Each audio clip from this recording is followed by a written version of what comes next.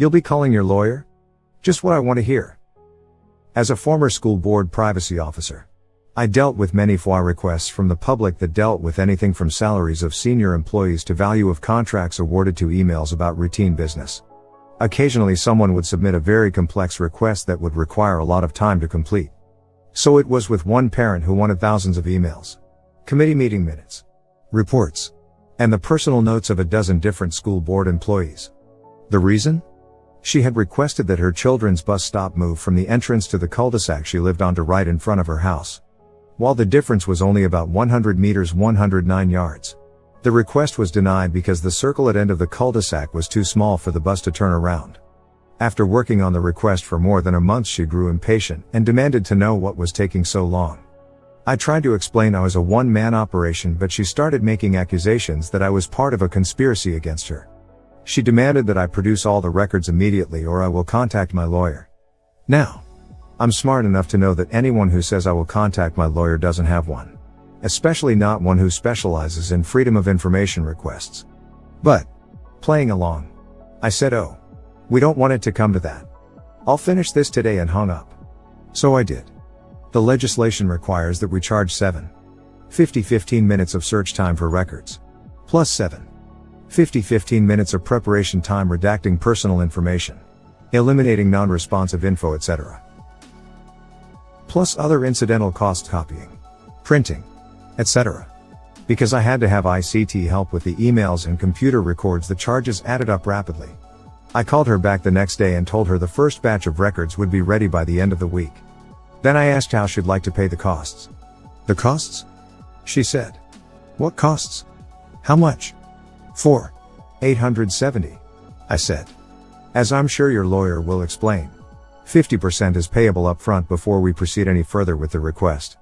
Then we can start on the next batch." Dead quiet on the other end of the phone. "You haven't heard the end of this. I'm calling local news," she shouted, and hung up. It is now 3 years later. Still waiting. My wife used to work for the local fire rescue service for our county, UK. She would sometimes have to field these. One person requested a FOIA on behalf of his 6-year-old son who wanted to know what the names of all of the service's rescue sniffer dogs were. A request of that nature should go straight to the PR department and be answered by an invitation to come by, have a photographer present to make a picture you for the local paper, to introduce the dogs and have a quick talk about what they do. I work for a municipality and we sometimes do speak like that in order to get some good PR and get people to understand that we want to work with you, not fight against you. Sadly, most people only remember the permit we denied or approved against their wishes. In Germany, the equivalent is free, but rarely used because it was bureaucratic as peep. Then some helpful hackers set up an super handy online tool, streamlining the process, which led to some agencies flat out refusing to process those requests, because they were numerous. The law does state a deadline for answering the requests and allows 0 excuses. So next site up is. They're free in Canada too. Also bureaucratic as peep. But that doesn't stop the media from poking around as much as they can and slowing everything down with tons of vague requests. Would have sent her the bill as payable now, with a penalty for late payment like the standard for the school is. I needed some FOIA documents. I went to where the information was located and said I need blah, blah, blah. They pointed the way and used their copier to get what I needed. An executive asked me, "Where did you get this? How did you get this?" "I have been asking for months," I said. Freedom of Information Act. It took me a couple of hours. While I agree that FOIA Act is abused by many, I have dealt with a local municipality who blatantly and recklessly denied a FOIA request. When shown the actual law, the municipality backpedaled hard and had to get their attorney involved. That being said, I also hold a position where if the words lawyer, litigation, or litigious is used, I have to turn it over to our lawyer so I can see both sides. I am guessing your obnoxious person in your jurisdiction thought that a lawyer was a great thereat. Usually it isn't, because then it has to be sent to a lawyer. That being said, I am glad you actually know your municipality's laws. Our municipality didn't know the laws. They were in total violation of the local act. And when alerted, they ended up paying their attorney to make me happy. Damn. I requested my kid's bus stop be moved from a particular intersection to one anywhere else on account of This particular intersection is the territory of a prostitute who doesn't appreciate another woman standing around her area for 15 to 20 minutes every afternoon. I am being propositioned by men soliciting me as a sex worker nearly daily. Several have become upset and belligerent when I inform them that I am not working. I am waiting for my kids to be dropped off by the school bus. They refused. They said changes to the bus route were not made lightly. Still boggles me. In the end, since I was stuck there, I just worked on winning Darlene over. Once she was sure I was not going to either steal work, or call the law, or be a bitch to her, she became quite nice. One balloon per person, you say? Alrighty then, I choose this one. This happened a couple of years back. On my coworker's birthday, I ran out that morning to the party store to grab a small balloon bouquet. Wasn't going for anything fancy. Just 1 mylar birthday balloon with 2 or 3 solid colored latex balloons to match. A fairly standard arrangement. It was a little after 10 a.m. The store had just opened, and I was the only customer in there. I walked up to the counter to order my balloons, and the woman working there asks me if I had pre-ordered. I told her I hadn't, and she informed me that she couldn't do it for me. Apparently, if I didn't pre-order, it was their store policy that they could only do 1 balloon per person, per visit. I looked around IMS today. I learned I'm the only customer in the store. Now, I would totally get why this would be something the store would have to enforce if there were other people waiting. But again, there was nobody else there. And filling up 3 to 4 regular balloons would maybe take about 2 minutes tops. And it was pretty obvious at this point that this lady was really just being lazy. I apologized and explained that I wasn't aware of their policy, and would remember to call ahead in the future, but asked if she could help me out, because I was trying to get them for my coworker whose birthday was that day. She answered me abruptly with a, "Sorry, store policy." I think about it for a second, and tell her to hold on for a minute. If I can only get 1 balloon, I would like to pick a different one. I went back to one of the birthday party aisles and found a package for a full-bodied Mickey Mouse balloon. Now, if you've ever seen one of these full-bodied character balloons, you'll know that it's made up of multiple parts: head, arms, body, legs, feet, etc. that need to be individually blown up and then assembled to create the character. This is then completed with putting weights and rollers on the feet so your balloon can walk. It is technically 1 balloon though. I went back and handed the package to the lady at the front counter, shrugged and said, "If I only get 1 balloon, it might as well be a good one." I then proceeded to watch her struggle to figure out how to assemble it for the next 15 to 20 minutes. I can't say I've ever spent 20 on a single balloon before, but it was totally worth it to watch this woman angrily assemble my single balloon. When if she'd just done what I had originally asked for, I probably would have already been back at my office. I only wish I could have watched her watch me as I left, walking hand in hand out of that door with my freshly created Mickey Mouse balloon. I hope you had fun explaining to your coworker why they ended up with a life-size walking Mickey and they enjoyed it. What I've done for stupid 1 per visit stupidity is walk out, turn around and re-enter on back. Visit 2. I'd like. I'm sure that 1 balloon cost more than the few you originally planned to purchase. You helped her make an upsale. Now that's inflation.